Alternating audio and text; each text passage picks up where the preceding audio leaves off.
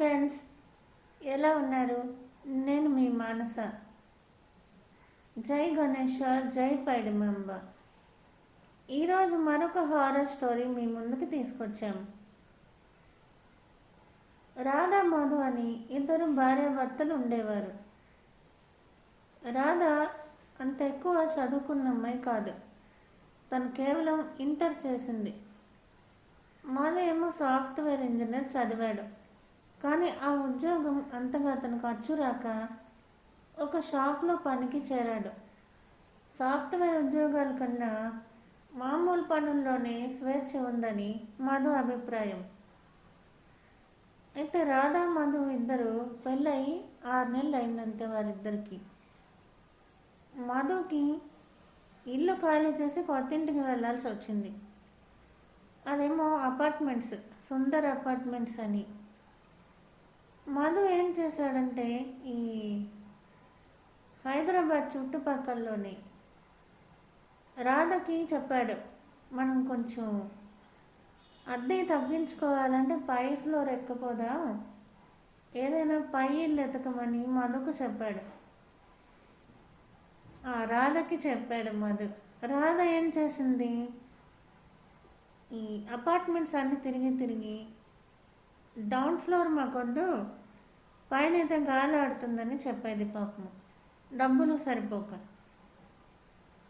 మొత్తానికి 5వ అంతస్తులు ఉన్న ఒక ఇల్లు రాధకి దొరికింది. దాని అద్దె 7,000 అని చెప్పారు. కిందింటికి 9, పై ఇంటికి 7, 2,000 ఏం కలిసి వస్తుంది? అయినా సరే మధు మాట కాదని లెక్క రాధ ఒప్పుకుంది. మధుకు ఏమో తను వాట్సాప్ చేసింది ఇంటి ఫోటోలు. మధుకి కూడా నచ్చింది ఆ ఇల్లు. ఇద్దరూ కలిసి సాయంత్రం కల్లా సామాన్లు సర్దేసుకొని 2 రోజులు ఆ ఇంట్లోకి దిగిపోయారు. ఇంట్లోకి దిగిన వెంటనే రాధ టిఫిన్ సర్వ్ చేయలేక మధుకి టిఫిన్ తెమ్మని చెప్పింది. మధు ఏమో ఇడ్లీ, దోశ 2 తెస్తానని రాధ నా కొత్తింట్లో వదిలేసి వెళ్ళాడు. రాధ ఏమో ఆ ఇల్లంతా సర్దుతూ ఉండగా అపార్ట్మెంట్లో ఒక కబోర్డ్లో ఒక పుస్తకం దొరికింది రాధకి. ఆ పుస్తకం ఓపెన్ చేసి చూస్తే దాంట్లో ఒక చైన్ ఉంది. ఆ చైన్ ఎవరిదో కానీ సన్నగా లాకెట్తో చాలా బాగుందనమాట. రాధకు వెంటనే నచ్చి ఆ చైన్ మెడలో ఒకసారి వేసుకొని చూసింది. అద్దంలోకి పోయి అద్దం దగ్గరికి పోయి చూసింది రాధ. ఇది చాలా బాగుంది అనుకుని తను ఉంచేసుకుంది ఆ చైన్, ఇంతకు ముందు అందుకున్న వాళ్ళదేమో అనుకొని. అయితే ఆ పుస్తకంలో ఏం రాసి ఉందని రాధ చదివేలోపే మధు టిఫిన్ తీసుకొచ్చాడు. టిఫిన్కి అప్పటికే ఎలుకలు, గుర్రాలు పరిగెడుతున్న రాధ కడుపులో. ఆ బుక్ని అక్కడే పడేసి రాధ మధు దగ్గరకు వెళ్ళి టిఫిన్ తీసుకుంది. ఇద్దరు కలిసి చక్కగా టిఫిన్ చేసి ఆ రోజుకి సెలవు పెట్టి షికార్కి పోయారు.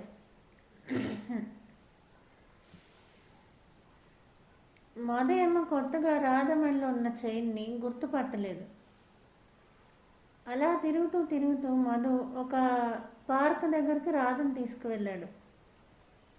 రాధకేమో వెంటనే తల ఇసిరి ఒంట్లో తిప్పినట్టు అయింది. తను వాంతి చేసుకోబోయి కర్చీఫ్తో ఇలా నోటి పైన పెట్టుకొని వాంతి ఆపేసుకుంది. ఆ తర్వాత నుంచి తను మధు వైపు కొత్తగా చూడటం మొదలుపెట్టింది. మధు ఏం తినమన్నా తిననండం, తనకన్నా ముందు ఇంటికి వెళ్దాం పదని రాధ లేచి వచ్చేయడం అలా చేసింది. మధు ఏమో ఇదేంటి, ఈ అమ్మాయే కదా రమ్మన్నది పార్క్కి, ఇప్పుడు వద్దంటుంది ఏంటని సినిమాకి వెళ్దామని అడిగాడు. అప్పుడు రాధ ఇలా తలాడిస్తూ వెళ్దామని చెప్పింది. సినిమాలోని మొత్తం సినిమా మధు చూస్తుంటే రాధ మాత్రం మధుని ఇలా చూసుకొని ఉండిపోయింది. రాధ కళ్ళల్లో ఏదో తెలియని కాంతిని మధు గమనించాడు. కొత్తిల్లు కదా, పెళ్ళ ఇంకా అన్నాళ్ళు కాలేదు, నేను అలవాటు అవ్వాలేమో అనుకొని రాధని ఏమనుకుంటా మధు సర్దుకున్నాడు. సినిమా అయిపోయి అందరూ వెళ్తున్నారు కానీ రాధ కదలట్లేదు. అయితే మధు కొంచెం రెస్ట్ ఇవ్వాలేమో, ఇల్లు ఖాళీ చేయడం వల్ల అలా తయారైంది అనుకున్నాడు రాధని. ఇలా వారం 10 రోజులు గడిచిపోయే మధుకి. తను ఒక బొమ్మలా అయిపోయింది చివరికి రాధ. అన్నం వండడం పెట్టడం ఏమీ మాట్లాడదు మధుతోని. అక్కడ ఒకసారి ఏంటంటే ఆ, రాధకి ఇంత ముందు దొరికిన బుక్ మధు చూశాడు టేబుల్ పైన. దాన్ని చదవబోతుంటే రాధ ఒక చంద్రముఖి రేంజ్లో అరిసింది. చేసిందంతా చేసి ఇప్పుడా చదువుతున్నావని. వెంటనే మధు ఆ పుస్తకం పట్టేసి పారిపోయాడు. అప్పటి నుంచి రాత్రులు రాధ దగ్గర ఉండడానికి మధుకు భయం. మధు ఆ రూమ్లో భోజనం చేస్తే రాధ డైనింగ్ టేబుల్ మీద తినేది. అలా అలా రాధ ఒక దయ్యంలా ప్రవర్తించేస్తుంది. ఆఖరికి రాధకి వాళ్ళ మమ్మీ వాళ్ళు ఫోన్ చేసినా పెద్దగా మాట్లాడట్లేదు. ఒకరోజు ఈ మధు ఏం చేశాడంటే ఈ రాధతో నిద్రపోదామని చెప్పి, ఇంకా రాధతో నాకేం భయం అలవాటు అయిపోయింది కదా అని చెప్పి ఈ రాధ దగ్గరకు వెళ్ళాడు. దాంతో సరదా మాట్లాడుతూ ఎప్పట్లో నిద్రపోయాడు మధు. మధుకి తెలవచ్చి చూసేసరికి రాధ ఒక కుళ్ళిపోయిన శవంలో కనపడింది. 5వ అంతస్తు నుంచి ఎప్పుడు దిగిపోయాడో మధు దిగిపోయాడు 2 క్షణాల్లో. భార్యను అలాగే వదిలేసి తన బైక్ని స్టార్ట్ చేసుకొని వాళ్ళ మమ్మీ దగ్గరికి వెళ్ళిపోయాడు. అయితే మధు అలా పేరెంట్స్ దగ్గరికి పరిగెత్తుకుంటూ పోయి రాధ ఎలా కనపడిందో వాళ్ళకి చెప్పాడు. వాళ్ళేమో నవ్వుతూ ఊరుకున్నారు. తాగేసి ఉంటావని చెప్పి దున్నపోతని తిట్టారు. ఈలోపు రాధ ఫోన్ చేసింది అత్తయ్య మావయ్యకి. మధు ఎక్కడా, మధు లేడు, మధు ఉంటే బాగున్ను, వదిలేశాడు అని వెర్రుగా మాట్లాడుతుంది. అయితే ఈ విషయాన్ని కొంచెం పట్టించుకోమని మధు ఎంతో చెప్పాడు వాళ్ళ అమ్మకి. తానేమో చూస్తానులే, నువ్వు ముందు వెళ్ళని ఉదయాన్నే 5 పంపించేసింది మధుని తిరిగి తన మమ్మీ రాధ దగ్గరికి. రాధ ఏమో చక్కగా మంచి పప్పు, టమాటీ, వంకాయ ఇగురు, గోంగూర చట్నీ అన్నీ చేసి మధుకి క్యారేజ్ కట్టింది. రాధకు అసలు ఈ వంటలు ఏవీ రావు. షాక్ అయిపోయాడు మధు.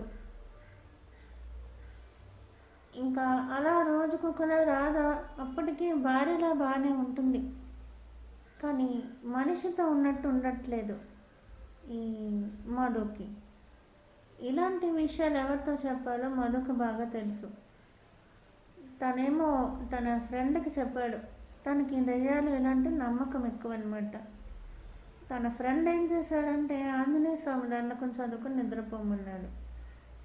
అప్పుడు ఈ మధు ఏమన్నాడు, అందరూ ఆంజనేయ స్వామికి లొంగుతారా, పైగా నాలాంటి తాగుబోతు, నేను చెప్తే ఆంజనేయుడు వస్తాడేంటి అంటూ మందు తాగాడు. మధు ఇన్నాళ్ళు ఎక్కువ తాగేవాడు కాదు. ఈ దయ్యం భయంతో తన భార్య ఎప్పుడైతే అలా కనబడిందో మధుకి వెర్రెక్కినట్టు అయిందనమాట. అప్పటి నుంచి ఎక్కువ తాగేస్తున్నాడు. అలా ఎక్కువ తాగడం వల్ల తను నిద్ర అయితే పోతున్నాడు, కానీ రాధ మాత్రం అక్కడ నిద్రపోవట్లేదు. రాను రాను రాధకి నీరసం పెరిగిపోతుంది, కానీ తన బుద్ధి మారట్లేదు. ఉదయాన్నే స్నానం చేసేయడం, వంట చేసేయడం, ఇల్లు సర్దేయడం, నిద్రపోవడం అనేది మర్చిపోయింది. అలా అలా ఒకసారి రాధ కళ్ళు తిరిగి పడిపోయింది. అప్పుడు రాధ పేరెంట్స్ ఇంటికి వచ్చారు. తీరా చూస్తే రాధ మెడలో ఎవరో చేయనుంది. నువ్వు ఇది పట్టించుకోలేదని రాధ మధుని అడిగింది. ఏమో తను కొనుక్కుంది అనుకున్నానంటూ మధు కవర్ చేసుకున్నాడు. అయినా దయ్యంలా ఉన్న భార్యని ఎవరు చూస్తారు మెడ అని మధు అనుకున్నాడు. ఏ వైపు నుంచి తనను చూసినా దయ్యంలాగా కనపడుతుంది మధుకి రాధ. వెంటనే రాధ మెడలో ఉన్న చైన్ని రాధ మమ్మీ తీసి పక్కన పడేశారు. తర్వాత రాధ ఒళ్ళు చల్లబడ్డం మొదలైంది. తను కళ్ళు తెరిచి చూసింది. కళ్ళు ఎదురుగా మమ్మీ ఉండడంతో చాలా హ్యాపీగా ఫీల్ అయింది రాధ. రాధ మమ్మీ ఏమో ఈ చైన్ ఎప్పుడు వేసుకోవద్దు, ఎవరిది ఇదని అడిగింది. అప్పుడు రాధ అలా బుక్లో ఉందని చెప్పింది. ఆ బుక్ తెరిచి చూస్తే దాంట్లో పుష్ప అని రాసింది. పుష్ప అని రాసింది. అంటే ఇది పుష్ప అని అమ్మాయి డైరీ అనమాట. తను పుష్ప అని రాసింది. అంటే ఇది పుష్ప అనే అమ్మాయి డైరీ అనమాట. పుష్ప చాలా కష్టాలు పడింది. ఆ కష్టాలన్నీ ఎంతో వివరంగా తను బుక్లో రాసింది. తన భర్త హింసించేవాడని, తాగొచ్చి కొట్టేవాడని, చివరి రాత అనమాట అమ్మాయిది ఆ బుక్లో. ఆ బుక్లో చివరి రాత ఏంటంటే, నా భర్త నన్ను చంపేస్తాడు ఈరోజు. ఈ విషయం తెలుసుకుందామని వెంటనే మదర్ రాధ కలిసి ఆ అపార్ట్మెంట్ చూపించిన అబ్బాయిని అడిగారు. ఆ అబ్బాయి ఏమో అంటే అద్దెకు చూపించాడు కదా, నాకు అలాంటి తెలియని చెప్పాడు. అయితే పాలవాడిని, పేపర్ వాడిని ఎవరిని అడిగినా మాకు తెలీదు, మేము కొత్తగా వచ్చామంటున్నారు. చివరికి ఎదురింట్లో ఉన్న ఒక పాప చెప్పింది. ఆ పాప వయసు 12 ఏళ్ళు ఉంటాయి. రాధ తనకి డాబా పైన బట్టలు ఎండబెడుతుండగా చూసిందనమాట. ఆ పాప రాధను చూసింది. ఆంటీ మీ ఇంట్లో చాలా గొడవలు జరిగేవి, మీరు పాల అంకుల్ని అడుగుతుంటే విన్నాను, ఆయన చెప్పడు అని చెప్పింది. అప్పుడు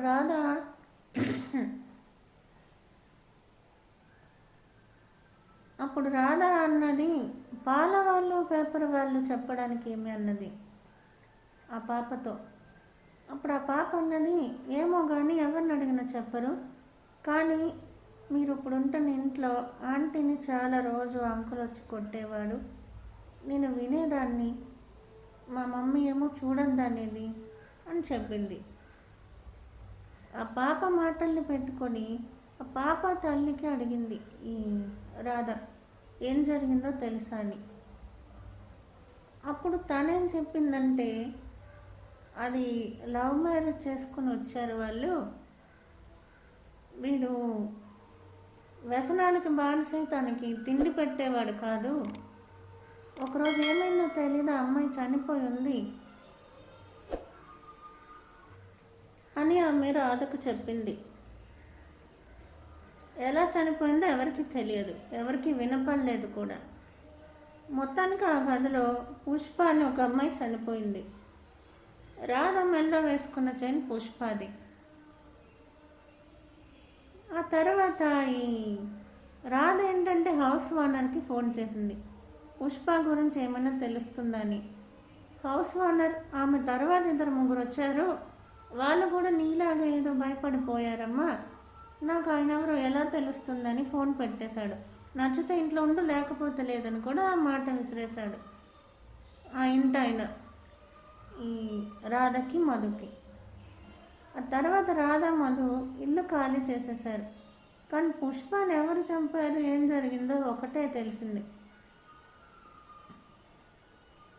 ఒకరోజు బాగా తాగొచ్చి భార్యని ఇష్టం వచ్చినట్టు చెదగొట్టాడు. అది ఊర్లో వాళ్ళంతా విని కూడా అడగలేదు అపార్ట్మెంట్లో. ఆ తెల్లవారికి తను శవం అయిపోయింది. వాడ ఏదో మేనేజ్ చేసి భార్య శవాన్ని తీసుకెళ్ళిపోయాడు తప్ప చుట్టుపక్కల ఎవరు అడగలేదు. ఆ తర్వాత పుష్ప మమ్మీ డాడీ ఏమయ్యారు ఇవన్నీ ఎవరికి తెలీదు. ఈ విషయము తెలుసుకొని ఈ రాధా మధు ఇల్లు ఖాళీ చేసేద్దాం అనుకున్నారు. వెంటనే సాయంత్రంకి కొంచెం డబ్బులు ఎక్కువైనా సరే వేరే అపార్ట్మెంట్కి వెళ్ళిపోయారు రాధా మధు. పాపం పుష్ప సంగతి ఏంటనేది ఎవ్వరికీ తెలీదు. ఇంకొక ఇంటికి వెళ్ళినాక వాళ్ళు బాగున్నారు, కానీ వీళ్ళ దిగిన ఆ ఇంటి గురించి మాత్రం ఎవరు దిగిన ఆ ఇంట్లో ఏదో జరుగుతుందని వెళ్ళిపోతున్నారని ఇప్పటికీ చెప్తున్నారు. ఇలాంటి ఇళ్ళల గురించి మీకు తెలిస్తే మాకు కామెంట్లో పెట్టండి.